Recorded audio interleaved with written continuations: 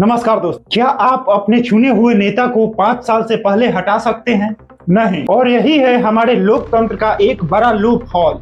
हाल ही में राघव चड्ढा ने संसद में एक ऐसा मुद्दा उठाया जिसे उठाने के लिए सच में जिगरा चाहिए। Right to recall. इसका सीधा मतलब है, अगर आपका सांसद विधायक काम नहीं कर रहा है तो जनता उसे बीच में ही हटा सकती है।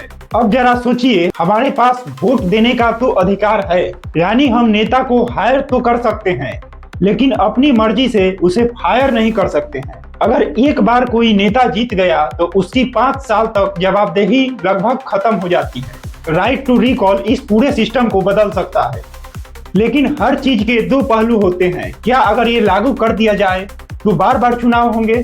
क्या इसका गलत इस्तेमाल भी हो सकता है? यानी सवाल सिर्फ इतना नहीं है कि यह गलत है या सही, सवाल ये है कि इसे लागू कैसे किया जाए।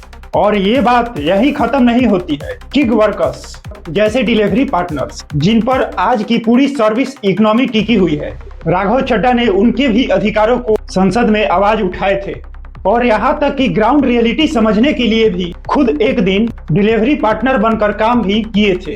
और इसके बाद बीमा कंपनियां, अस्पताल, जहां आम आदमी अक्सर परेशान रहता है, उसके लिए भी आवाज उठाते हुए दिखाई देते हैं। और जहां आम आदमी अक्सर परेशान होता है, वहां राघव चड्ढा संसद में आवाज उठाते हुए दिखाई देते हैं।